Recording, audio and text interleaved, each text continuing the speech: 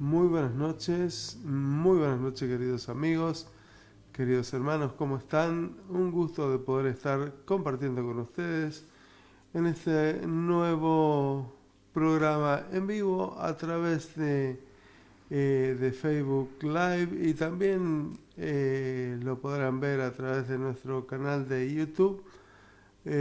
Podrán estudiar con nosotros la palabra de Dios, estudiar lo que estamos aquí transmitiendo, este estudio bíblico, en lo que hemos dado el llamar en este espacio de conociendo al Jesús de la Biblia y por supuesto conociendo a Jesús a través de la Biblia. ¿Qué mejor manera que conocer a Jesús a través de la Biblia? Y estamos aquí conociendo al Jesús de cómo se había manifestado ya a lo largo del Antiguo Testamento, porque es fácil distinguirlo a partir del Nuevo Testamento, que el Nuevo Testamento comienza prácticamente con el nacimiento de Jesús y a partir de allí seguramente que va a ser un poco más sencillo poder estudiar el advenimiento de Jesús. Si bien hemos estado estudiando el capítulo 1 del Evangelio según San Juan, que dice en el principio era el verbo y el verbo era con Dios y el verbo era Dios. Este era en el principio de todas las cosas con Dios, que Él siempre fue Dios y entonces dijimos, bueno, a ver si es cierto, vamos a empezar a estudiar y cómo se lo conoció, si realmente Jesús estuvo activo y hemos encontrado un ministerio de Cristo verdaderamente muy activo en el Antiguo Testamento a través del libro de Génesis o del primer libro de la Biblia, del libro que en hebreo se lo conoce como Bereshit.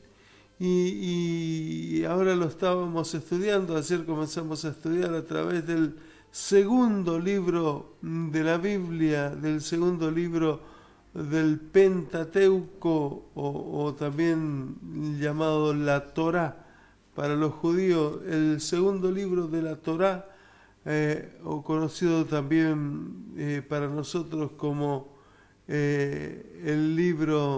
el segundo libro del Pentateuco, aquí estudiado como el Éxodo o la salida o casi la expulsión de la salida del pueblo de Israel de la tierra de Egipto, donde moraba como esclavo hacía prácticamente 500 años y comenzaba su peregrinaje hacia la tierra que Dios le había prometido a Abraham, a Isaac y a Jacob, llamado también Israel, de donde toma nombre hasta el día de hoy.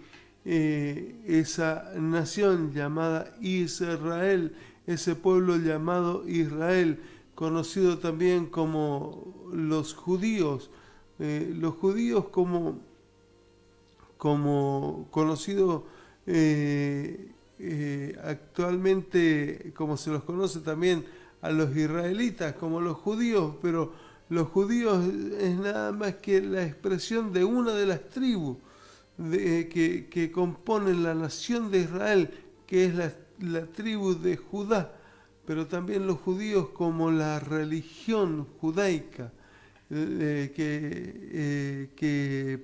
quedó como la práctica de la religión judaica, pero aún así ni siquiera eso define a esta nación, cuyo nombre en realidad de la nación como pueblo es el pueblo de Israel, y que habita hasta este día con más de 3.800 años de historia en ese lugar geográfico que Dios le entregó y hace 3800 años aproximadamente Israel salía de Egipto para poseer la tierra que el Señor les entregó allí en Canaán, de donde una vez el Imperio Romano le entregó, pero hace 72 años volvieron para quedarse, porque así Dios lo estableció.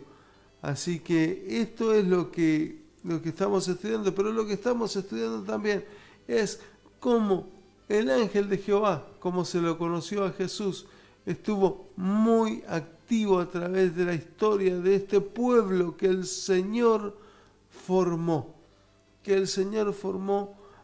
a través de tantos años, y que el Señor llamó mi hijo, mi primogénito. Lo llama por primera vez aquí en el libro de Éxodo al pueblo de Israel. Así que muy buenas noches, Silvia, ¿cómo estás? Bienvenida al programa. Muy buenas noches, pastor, muy buenas noches, audiencia. Que el Señor bendiga sus vidas y estamos aquí preparados para compartir la palabra. Gracias a todos los que ya están sumándose al programa y gracias por aquellos que ya están dejando mensajes. Así que gracias al Señor, son unos cuantos, así que esperemos que sigan sumándose.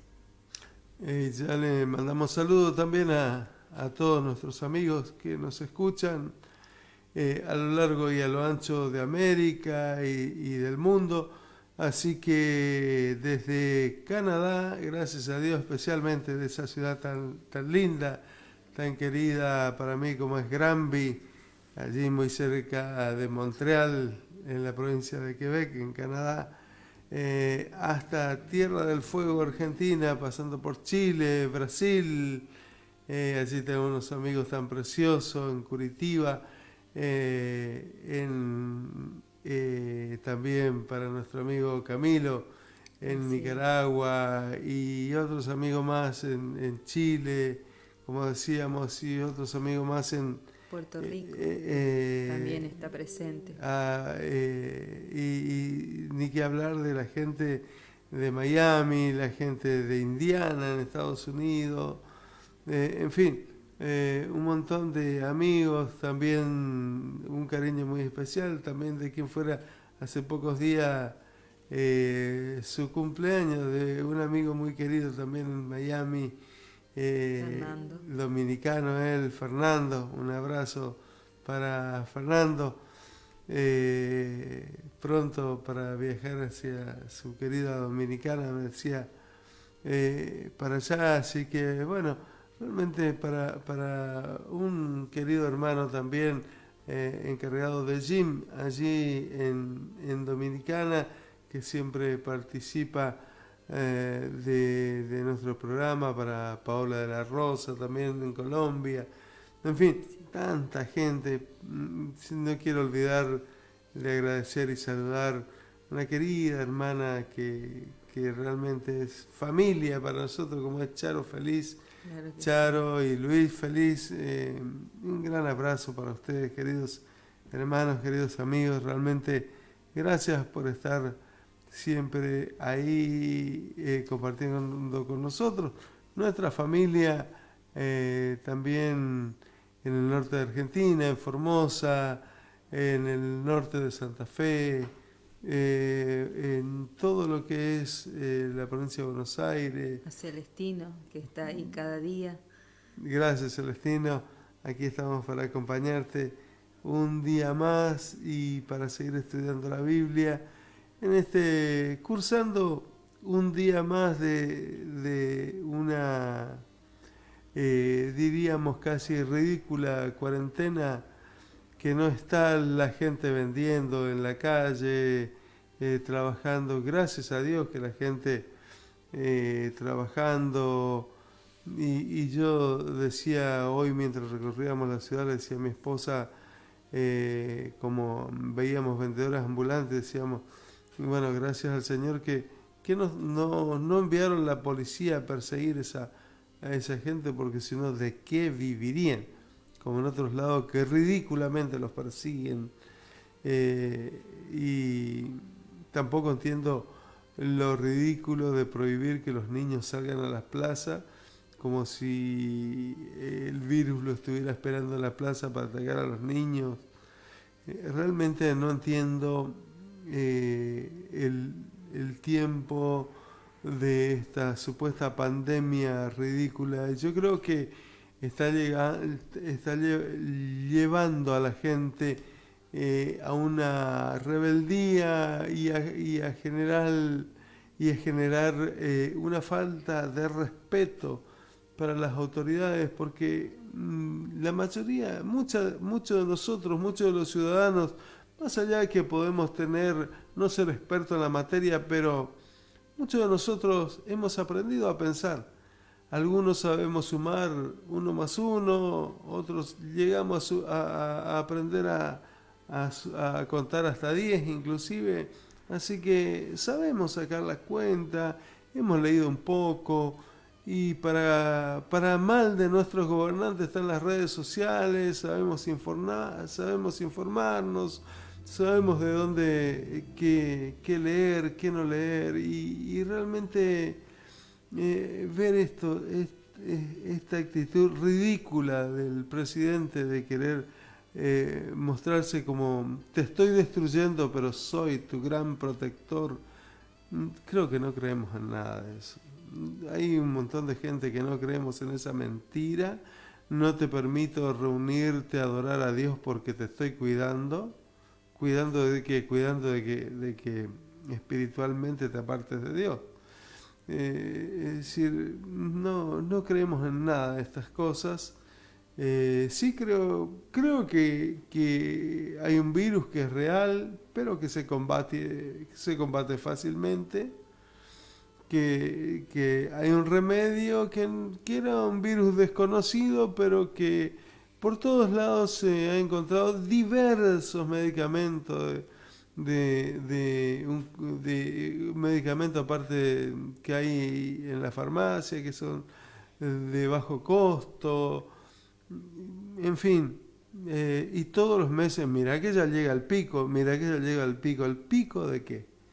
Y nos están amenazando como si fuéramos niños, mirá que viene el cuco, mirá que viene el cuco. Además tampoco nos se informa ni no se informa en realidad de cuántas personas mueren por otras enfermedades que son aún peores que esto, ¿no? Por ejemplo, dice, acá en la ciudad donde estamos, dice, ayer se manifestaron 18 nuevos contagiados. A ver, ¿por qué no informan cuántos nuevos pacientes de cáncer se diagnosticaron ayer? ¿Cuántos nuevos pacientes de diabetes? ¿Cuántos pacientes han fallecido de enfermedades normales, cardíacas, hepáticas? Y digo esto desde el conocimiento, como enfermero. ¿Cuántos nuevos enfermos de gripe? ¿Cuántos nuevos tumores? ¿Cuántos nuevos de esto? A ver, entonces, o cuántos pacientes se diagnosticaron, 18 pacientes, a ver, ¿y cuántos se recuperaron? Porque dicen cuántos diagnosticaron, pero no dicen cuántos ya se recuperaron. Así que hay un show detrás de todo esto, un show macabro, diabólico, que por algún motivo lo quieren usar para tenernos confinados, para el gran abuso detrás, algo que querían hacer con nosotros. Y quiero decirles una cosa, está cayendo todo a pedazos y van a caer en un gran descrédito. Nunca más van a conseguir un voto después de esto, nunca más van a conseguir un voto. Y muchos de ustedes y los cristianos vamos a orar para que Dios haga justicia y que Dios permita que cada persona que ha sido responsable, penalmente responsable, pueda dar cuenta ante la justicia por los que a sabiendas intencionalmente mataron, no de coronavirus, sino de hambre, quebraron empresas, destruyeron vidas, llevaron gente al suicidio a través de esta supuesta pandemia. Y estamos orando para que Dios saque a luz todo plan del enemigo. Y este tiempo también es para despertar conciencia alrededor del mundo, no para salir a las calles. Acá en Argentina el día 6 hay un llamado al obelisco de salir pacíficamente y decir al gobierno: no creemos en lo que están haciendo. Es para decirle: sabemos que es mentira. Y sobre todo con gente, como por ejemplo al frente está la doctora Chinda Brandolino, y gente de ciencia, gente muy preparada, gente que no necesita venderse, gente inclusive, qué casualidad, abogados, gente de la justicia, gente de ciencias médicas, pero también gente que son pro vida, que son anti-aborto, anti-matrimonio igualitario, gente que están por Dios, están por las leyes de Dios y que no tienen nada que ver con la iglesia, pero que tienen que ver con la ley de Dios. Esta gente es la que está saliendo a la calle a hacer la voz de la iglesia. Quiero escuchar a los pastores también, que digan, que se informen, que puedan salir a decir, y no que después digan: yo estaba de acuerdo, pero me quedé callado. No, entonces, si te vas a quedar callado, nunca más hables. Pero estamos llamados a ser una voz, como Juan el Bautista, una voz. Yo soy uno en el desierto, decía Juan el Bautista, para anunciar la verdad. Y estamos para anunciar la verdad. Yo no sé, mi lucha es desde la oración, pero también informar a través de medios. Hay gente que en Argentina el día 6 va a salir al obelisco. Aquel que quiera salir a acompañar a médicos, científicos, abogados, a decir: no te creemos, y decirle a nuestro gobierno que quiere querían aprovechar esta pandemia para que aparezca la ley, para que aparezca una ley de qué tiene que ver en medio de la pandemia, una ley de aborto gratuito, es decir, aborto libre y gratuito. ¿Qué tiene que ver en medio de una supuesta pandemia? Que como si el aborto solucionara problemas de salud a la gente. Entonces, ¿qué? ¿Se embarazaron del virus? Es decir, ¿quieren justificar el pecado con homicidio? Entonces, ridículo. Y esa es la gente que nos quiere mantener encerrado en la casa. Gente que no merece ni el más mínimo análisis ni el más mínimo respeto. Así que yo quiero decirte, querido hermano, querido amigo, no permitamos que mientras estamos en casa aprueben leyes terribles que van a destruir nuestra nación, que nuestra nación va a caer en descréditos delante de Dios. Así que simplemente esto, y invitarte a levantarte con una voz en oración en primer lugar, a bendecir a los niños, a orar a estar de parte de la familia, a decir que no al aborto, lástima que hemos aceptado el matrimonio igualitario. Y yo quiero decirte, un hombre con un hombre no es una mujer con una mujer, no es un matrimonio, es una yunta, no es un matrimonio. Un matrimonio es un hombre y una mujer como Dios lo estableció. Y la autoridad que tengo no me la da una ley, porque la ley cambia todo el tiempo. Ahora, la palabra de Dios no cambia, y Dios dice: porque yo, Jehová, no cambio. Dios no cambia nunca. Dios es siempre, nunca va a cambiar como cambia el hombre. No importa cuánto cambia el hombre, Dios dice: por cuando yo, Jehová, no cambio. Así que yo les invito, vamos a orar para que Dios siga sacando a luz toda esta mentira y que pronto seamos libres de este gueto, de este campo de concentración en la cual nos han metido. Oramos.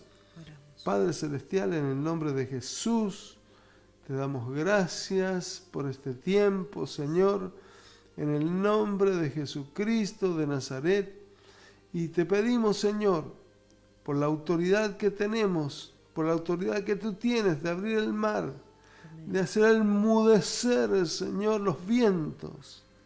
En el nombre de Jesús de Nazaret, que hagas enmudecer, Señor, la voz del enemigo, la voz mentirosa, engañadora de esta supuesta enfermedad, de esta supuesta pandemia que nos tiene a todos encerrados, Señor, en el nombre de Jesús de Nazaret. Dios mío, derriba, Señor, todo argumento que se levanta en contra de tu verdad.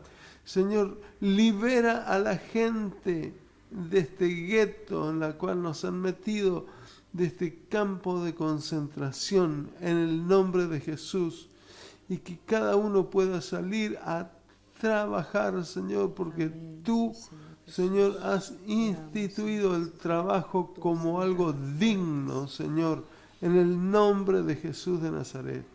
Señor, bendice, Señor, aún y guarda la vida de los que se han levantado a decir la verdad. En el nombre de Jesús de Nazaret, Señor, bendice, Señor, a tu iglesia, que seamos ovejas tuyas, no ovejas de los gobernantes, Señor, inescrupulosos. En el nombre de Jesucristo de Nazaret. Muchas gracias, Señor. Amén y amén.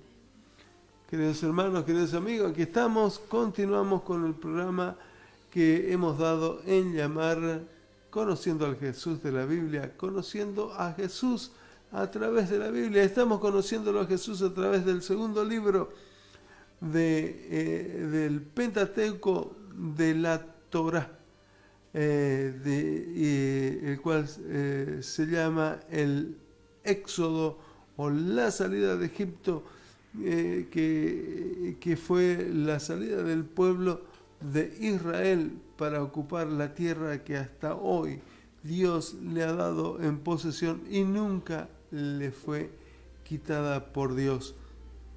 Así que estudiando cómo nunca Israel hubiera llegado a su tierra si Dios no hubiera intervenido, si el ángel de Jehová, si Jesucristo, a quien ellos llegaron a rechazar cuando se manifestó a ellos, cuando llegaron a rechazarlo, cuando llegaron a rechazar a Jesús, cuando Él se manifestó. Sin embargo, sin Jesucristo, sin que Jesucristo se hubiera manifestado como se manifestó en el Éxodo, nunca hubieran llegado, nunca hubieran sido libres primero de Egipto. Ayer estudiábamos cómo se le aparece, cómo trabajó, cómo libró la vida de Moisés desde niño, cómo libró su vida, cómo estuvo con Moisés durante 80 años, cómo lo envía a Moisés de vuelta a Egipto para hacer libre a ese pueblo. Y si no hubiera sido por Jesús, quien fue conocido como el ángel de Jehová, nunca hubieran llegado a su tierra. Qué interesante, qué interesante. Así que vamos a leer un pasaje bastante extenso y luego trataremos de ubicarnos y de poder hilar desde donde quedamos anoche esta historia tan maravillosa de la vida de Moisés y de la vida de Israel, y sobre todo de la manifestación de nuestro Dios, porque no solamente es la historia de un pueblo, sino que además esta historia es tan trascendental porque es la historia de nuestro Dios, cuya importancia es tan grande porque la bendición llega hasta nuestros días y para un pueblo tan lejano como nosotros, tan lejano en el tiempo, tan lejano en la distancia y tan lejanos aún racialmente como lo somos nosotros de Israel, pero en nosotros se cumple aquella promesa que le dio en el capítulo 12 de Génesis. Dios le da a Abraham, cuando le habla, le dice, te bendeciré y serás bendición, y serán benditas en ti todas las familias de la tierra. Y en esa promesa hemos sido bendecidos y somos benditos nosotros como familia. Así que, haciendo esta pequeña introducción, Silvia, leemos Éxodo capítulo 14, desde el versículo 13 hasta el 31. Te dejo esta lectura extensa en tus manos. Entonces leemos Éxodo 14 desde el versículo 13. Y Moisés dijo al pueblo: No temáis, estad firmes, y ved la salvación que Jehová hará hoy con vosotros, porque los egipcios que hoy habéis visto, nunca más para siempre los veréis. Y Jehová peleará por vosotros, y vosotros estaréis tranquilos. Entonces Jehová dijo a Moisés: ¿Por qué clamas a mí? Di a los hijos de Israel que marchen. Y tú alza tu vara y extiende tu mano sobre el mar y divídelo, y entren los hijos de Israel por en medio del mar en seco. Y he aquí, yo endureceré el corazón de los egipcios para que los sigan, y yo me glorificaré en Faraón y en todo su ejército, en sus carros y en sus caballerías. Y sabrán los egipcios que yo soy Jehová, cuando me glorifique en Faraón y en sus carros y en su gente de a caballo. Y el ángel de Dios que iba delante del campamento de Israel se apartó e iba en pos de ellos, y asimismo la columna de nube que iba delante de ellos se apartó y se puso a sus espaldas, e iba entre el campamento de los egipcios y el campamento de Israel, y era nube y tinieblas para aquellos, y alumbraba a Israel de noche, y en toda aquella noche nunca se acercaron los unos a los otros. Y extendió Moisés su mano sobre el mar, e hizo Jehová que el mar se retirase por recio viento oriental toda aquella noche, y volvió el mar en seco, y las aguas quedaron divididas.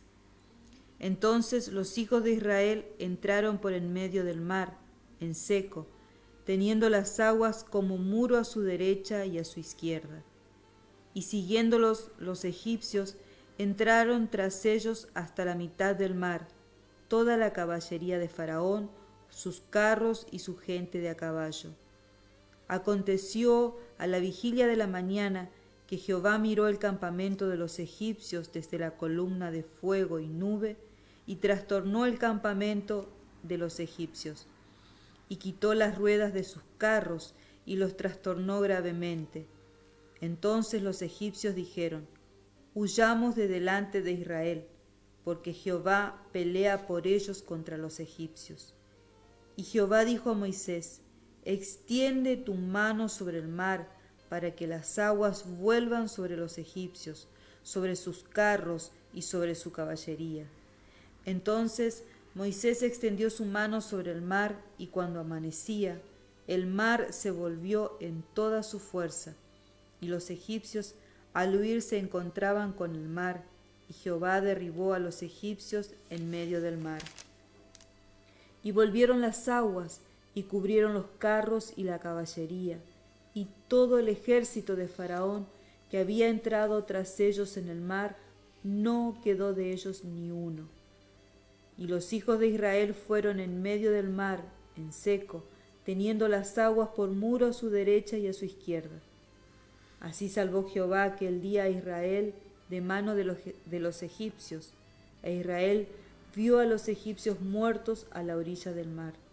Y vio Israel aquel grande hecho que Jehová ejecutó contra los egipcios, y el pueblo temió a Jehová y creyeron a Jehová y a Moisés su siervo.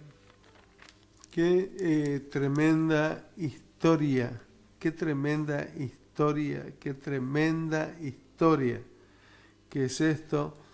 Y yo quiero decirles en primer lugar que más allá de que los científicos por muchos años se han esforzado realmente por negar el hecho de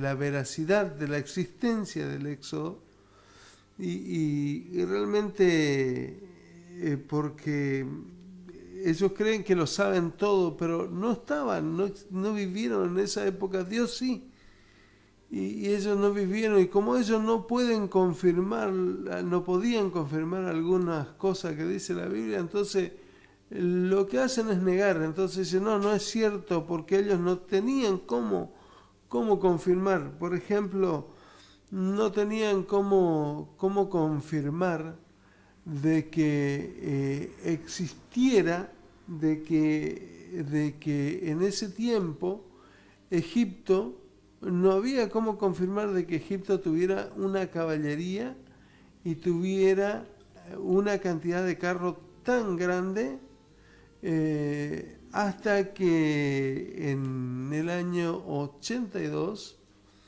un colono egipcio estaba arando y de pronto en su arado se traba en una piedra y quiere sacar la piedra, y la piedra cada vez más grande, y en conclusión comienza a cavar allí, y resulta ser que esa piedra era la punta de algo parecido a un obelisco, y era una ciudad, y resultó ser la ciudad base de la caballería egipcia que ellos no habían encontrado, de la caballería egipcia perdida, y realmente es como si hoy fuera un ejército de blindados. Hay ciudades donde el ejército argentino, por ejemplo, tiene la caballería mecanizada, en otro tiene el ejército de paracaidistas, en fin. Y así fue que encontraron esta ciudad. Entonces comenzaron a buscar los rastros en el fondo, haciendo arqueología submarina, y la cantidad de carros y restos de armaduras y de vestimenta, por decirlo así, de los caballos que están sacando y que todavía siguen sacando del fondo del Mar Rojo, es impresionante. Entonces, cuando ya les fue imposible negar que la existencia de esta gran mortandad del ejército, de un ejército tan poderoso como como la caballería del faraón, de uno de los Ramsés que persiguió al pueblo de Israel en el Mar Rojo, bueno, dijeron que era imposible que el mar se hubiera corrido, sino que lo que había pasado en ese tiempo, que hubo un fenómeno, que el Mar Rojo estaba pero tan bajo que el pueblo de Israel pasó por la parte del Mar Rojo, hubo una sequía tan grande, pero tan grande en ese tiempo, que el mar no tenía más de medio metro de agua. Entonces, también aún allí, en eso de querer negar a Dios, aún tienen que reconocer que hubo un milagro mucho más grande, porque si un grupo de gente que tenía niños, mujeres y ancianos pudo pasar a pie a través de medio metro de agua, cómo el milagro fue más grande, porque entonces todo un ejército de caballos y carros se ahogó en medio metro de agua. Entonces no hay forma no hay forma de negar el éxodo del pueblo de Israel. Han buscado los científicos de negar de mil maneras lo que es innegable, y hoy directamente ante las abrumadoras pruebas simplemente han hecho un silencio, ya no lo niegan, no lo quieren confirmar. Muchos dicen, ¿será que debemos creer que fue así? Y eso es todo lo que dicen para confirmar la verdad de este hecho histórico. Lo que pasa es que prefieren creer cualquier cosa menos que Dios es real. Pero un día les va a pasar, y les va a pasar lo que... Después vamos a leer el versículo 18, es muy interesante lo que dice Dios allí. Y Dios lo dice por algo que había pasado allá por el versículo 4 y 5, por el capítulo 4 y 5 de Éxodo. Y ese versículo 18 fue la respuesta a la soberbia del faraón. Aquí nos encontramos en este versículo, en este capítulo 14. Ayer leíamos el capítulo 3, donde Dios le comisiona a Moisés para libertar a su pueblo de la esclavitud de la zona de Egipto, no solo de la zona sino de Egipto, donde era esclavo, donde estaba prisionero, y los egipcios los hicieron prisioneros porque le temían por la gran cantidad, por cuántos habían multiplicado. Entonces no le daban respiro, los hicieron esclavos, porque si tenían tiempo de organizarse, probablemente los que iban a empezar a mandar allí hubieran sido los israelitas y no los egipcios. Entonces ellos fabricaron los ladrillos para las grandes construcciones egipcias, y también eran los agricultores los que cultivaban la tierra. Y bueno, la consecuencia de esa herencia hasta el día de hoy es que fueron tan buenos cultivando la tierra que al día de hoy Israel tomó un desierto y lo transformó en un jardín, realmente en un Edén. Tomó un desierto seco donde no crecía nada, y hoy es una nación que de ese desierto exporta a Europa toda la mejor verdura y la mejor frutas y hortalizas que se consume en Europa. Lo exporta desde ese desierto. No solamente se autoabastece, sino que lo exporta a toda Europa. No solamente eso, sino que en ese desierto no solamente cultiva las mejores verduras y hortalizas, sino cultiva también, tienen grandes cultivos de pescado, ¿sí? De peces. Allí donde cultiva esas verduras también cultivan peces. No solamente eso, de allí, de ese desierto, también tiene la producción láctea más grande del mundo, y ellos han logrado la raza bovina que produce mayor cantidad de lácteo en el mundo, en ese desierto que hoy ya no es un desierto, sino que es admirable. Y gracias a Dios que me ha permitido una vez estar allí y conocer lo que es eso, y ver lo que es esa maravilla tecnológica. Realmente a mí que me apasiona la producción, saber por ejemplo que Israel tiene una raza bovina que puede ordeñar hasta 3 veces al día, sin que esto le haga ningún daño, sino que es tanta la producción láctea, y tiene que ver con esa experiencia que ellos adquirieron y se les introdujo los genes de aquellos 500 años de esclavitud donde le hicieron trabajar la tierra Por algo José cuando los llevó y le dijo a su padre, ustedes se quedan aquí en una tierra que los egipcios no les interesaba desarrollar, que era la parte de Gosén, una tierra muy, muy rica para la agricultura, pero que no se podía construir grandes ciudades porque era pantanosa y había que cultivar allí. Y allí los judíos, en un clima un poco adverso, pero hacían sus mejores cultivos, ¿no?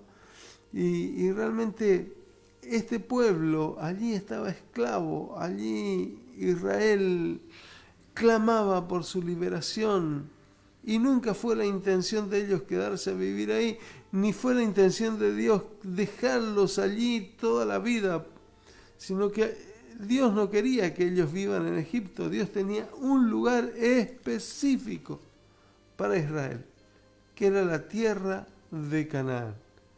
Y dice, Dios, ayer estudiamos que le había dicho a Abraham, yo después de que, ten por cierto que tu descendencia será esclavo, y después de la 4ª generación de esclavitud yo los liberaré, dice, con mano fuerte, y los traeré a esta tierra que he jurado, que te he jurado a ti, que te la daría, le dijo Dios a Abraham. Así que luego Dios se le aparece a Moisés en aquella zarza, le habla y le dice, te envío.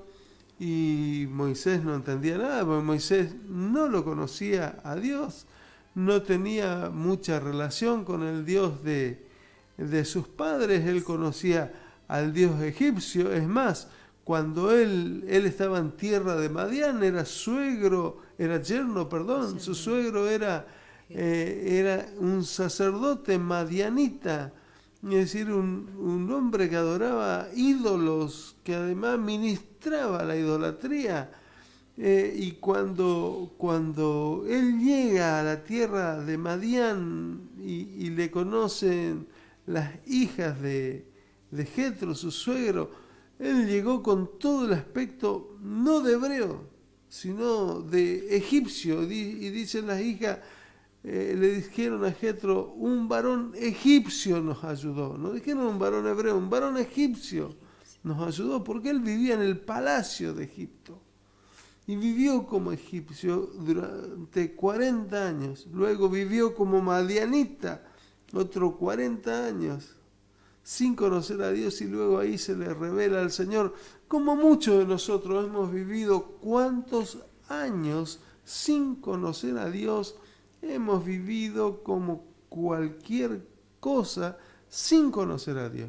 Hemos vivido como idólatras, hemos vivido como pecadores, muchos hemos vivido como borrachos, muchos hemos vivido como parranderos, muchos hemos vivido como alcohólicos, muchos hemos vivido como drogadictos, muchos hemos vivido como tramposos, muchos hemos vivido de 1000 formas, hasta que el Señor de alguna manera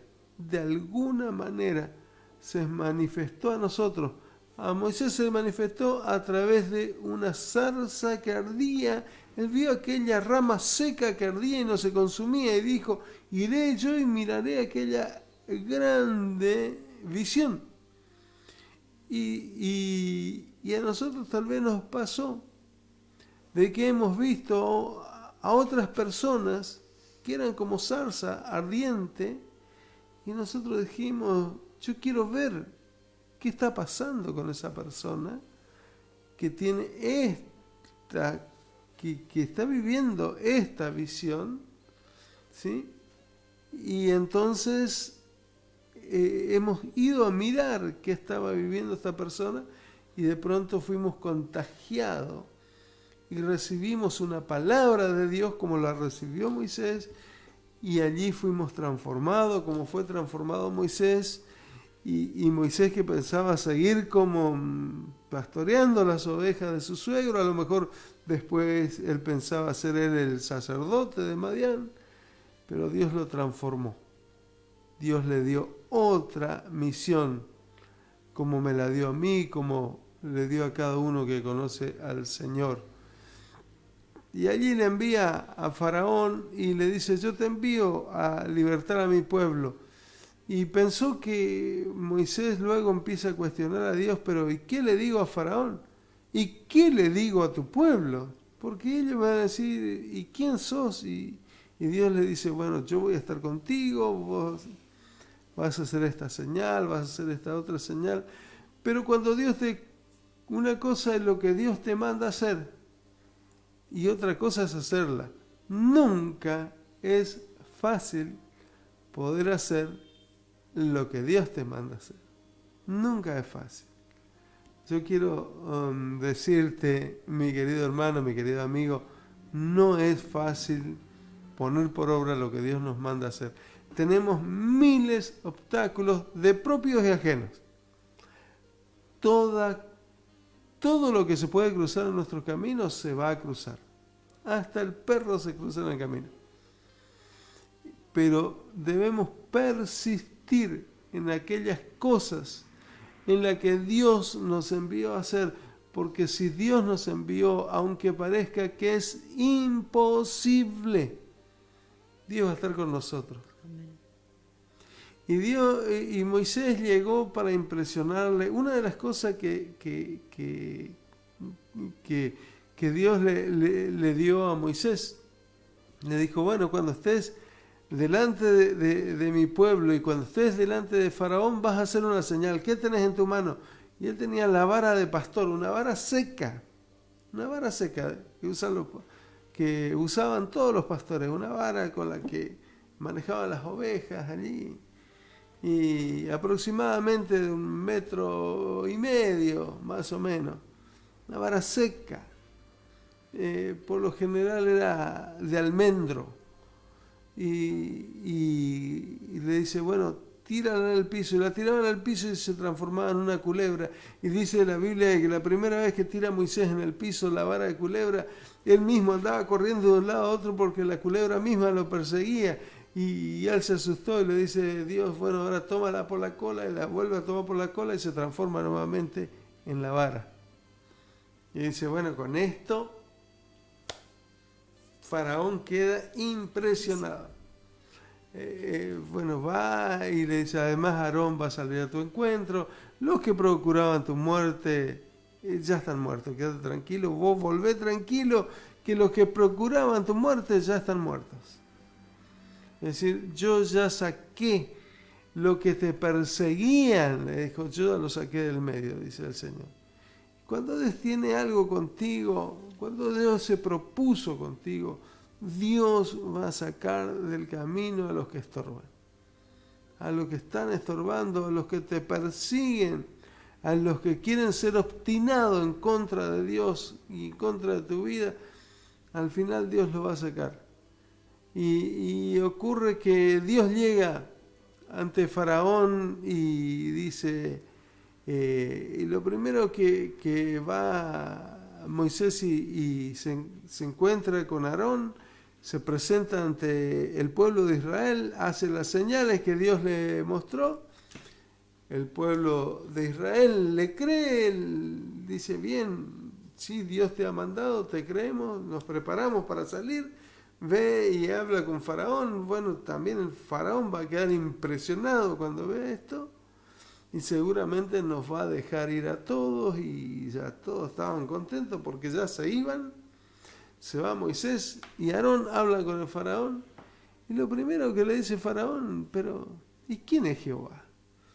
Dice, y es muy interesante lo que le dice Moisés, porque Dios le dice que le diga esto. Dile a Faraón, el Dios de los hebreos nos ha encontrado. Nuestro Dios nos encontró. Y qué lindo cuando estábamos perdidos y podemos decir, nuestro Dios nos encontró. No es que a veces nosotros usamos la expresión, y encontré a Dios. La verdad es que nosotros no encontramos nada a Dios. Nuestro Dios nos encontró. Y fue a Faraón y le dice, el Dios de los hebreos, Dice así: deja ir a mi hijo, a mi primogénito. Y qué interesante, porque Dios dice que Israel era su primogénito. ¿Será que Dios iba a tener otro hijo o una hija? Que es la iglesia. Qué interesante cuando Dios usa esa palabra. Y no voy a hablar de esto, porque si no podemos estar mucho tiempo. Y Faraón le dice algo: ¿quién es Jehová? ¿Quién es Jehová para que yo le haga caso? Yo ni lo conozco, no sé quién es. Como yo no sé quién es, no le tengo miedo, para mí no existe, no me importa quién es Jehová. Y estoy parafraseando un poco. Pero dice Jehová: deja ir a mi pueblo. Dice: ¿qué me importa quién es Jehová? ¿Quién es Jehová? Dice: se ve que ustedes están tan se ve que están con poco trabajo. Voy a aumentar la esclavitud de esta gente y aumenta la servidumbre. Dice: ¿quién es Jehová? Dice Faraón. Y voy a hacer corto hasta aquí, y aquí viene un montón y aumentan la servidumbre, le hace daño. Y Moisés le hace la señal: tira la vara en el piso y se convierte en culebra. Y dice Faraón: con esto me querés impresionar. Faraón trae sus brujos, y los brujos de Faraón hacen exactamente lo mismo que Moisés. Tiran también la vara en el piso y se convierten en culebra. Y la diferencia es que la vara de Moisés, la culebra, se come a la vara de los brujos de Faraón. Y así comienza una serie de plagas. Y le dice algo Dios a Faraón: por cuanto tú oprimiste a mi primogénito, a Israel, yo mataré a tu primogénito. Y la última plaga por la cual el Faraón le deja salir a Israel fue la plaga, la muerte de los primogénitos, que es luego de la cena o la noche de la cena de Pascua. Todo encaja perfectamente. Y al otro día Faraón le deja salir. Pero cuando le dejó salir, Faraón se arrepiente, se enfurece nuevamente por dejarlo salir y los persigue violentamente. Israel iba a pie, iban mujeres, iban ancianos, iban niños, mujeres recién paridas, es decir, de todo tipo de gente, y no solamente iban caminando sin nada, sino llevaban animales, llevaban gallinas, llevaban diferentes tipos de enseres, iban cargando cosas, o sea, caminaban muy despacio.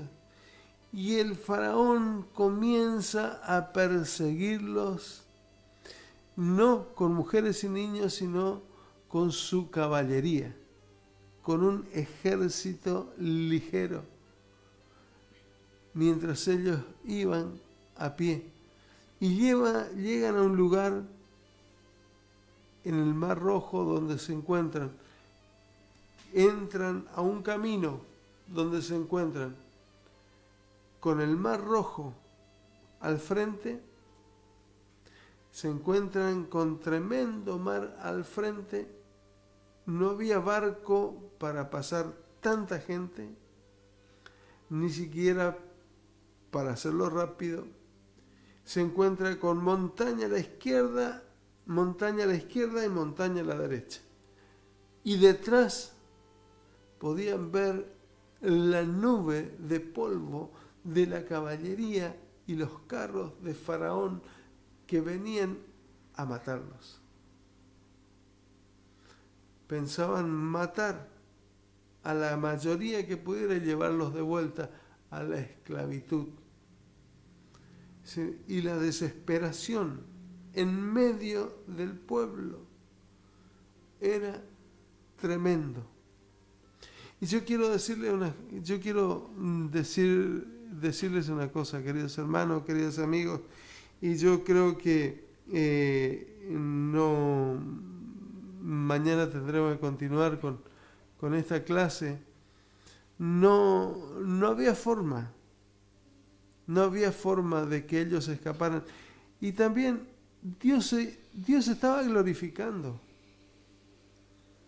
Y parecían que Dios los encerró. Pareciera ese Dios que los puso en un lugar donde ya no había salida. Ya no había escapatoria, ya no había más nada por hacer. Es decir, cuando nosotros miramos nuestra realidad, decir, Señor, ya no hay más nada que hacer. ¿Por qué trajiste hasta aquí para matarme? ¿Por qué me trajiste hasta aquí para matarme? Señor, no hay esperanza ya para mí. Es decir, y ese ejército poderoso venía contra un grupo de esclavos desarmados, lleno de mujeres y niños, y hombres que ni siquiera sabían cómo defenderse. Ese ejército además era un ejército de guerreros, de caballería verdaderamente entrenada.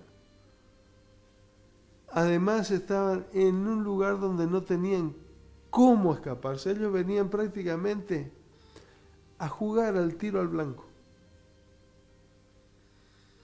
Allí estaban. Era como estar entregados. Y parecía que Dios no lo podía lograr. Parecía que Dios no lo podía lograr. Pero Israel todavía está en su tierra. A pesar de todos los enemigos. Y yo quiero decirte, si Dios te llamó, Dios va a cumplir.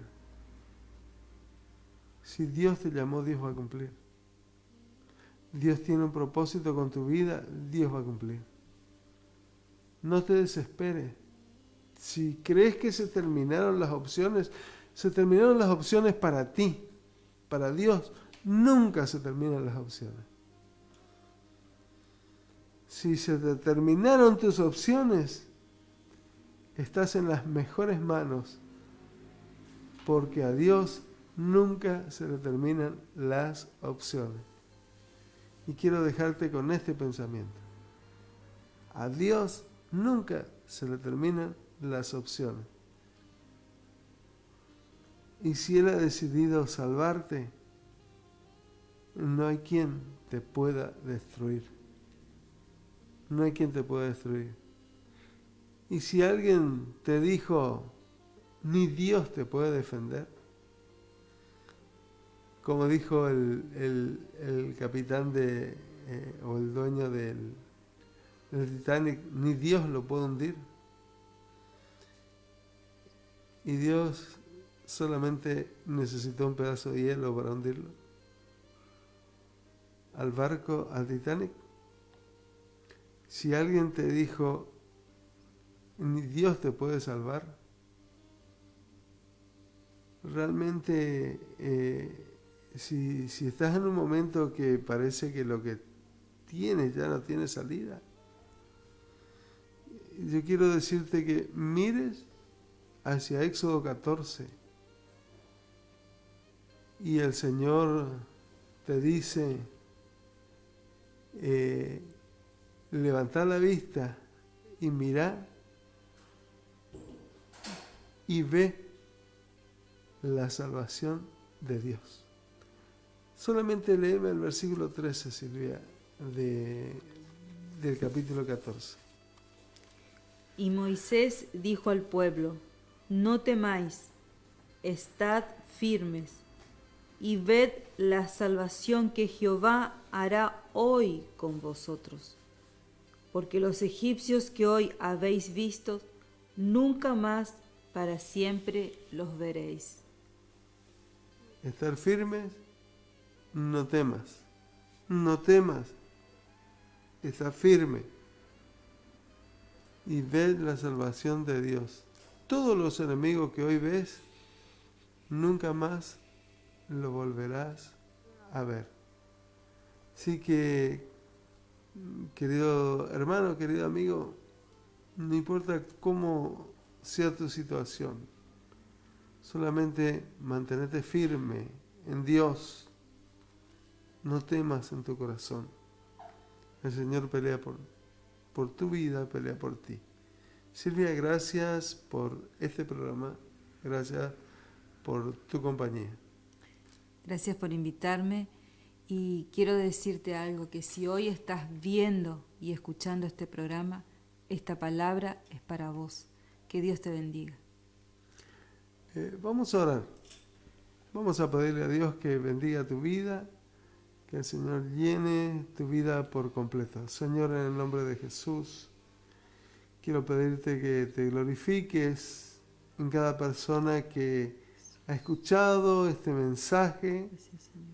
En el nombre de Jesús de Nazaret, glorifícate, Señor, en los enfermos, en los necesitados, en los que necesitan salvación, en los que no tienen esperanza, Amén. en los ancianos, en el que tal vez en el que ha comido el último pedazo de pan. Glorifícate, Señor. Tal vez, Señor, en el que ha comido el último bocado esta noche. Señor, en el huérfano, en la viuda, en el anciano. Señor, glorifícate en esta noche, en el nombre de Jesús de Nazaret. Gracias, Señor. En el nombre de Jesús, bendice cada hogar aquí representado, en el nombre de Jesucristo. Amén y amén. Amén. Querido hermano, querido amigo, ha sido realmente un privilegio compartir este programa.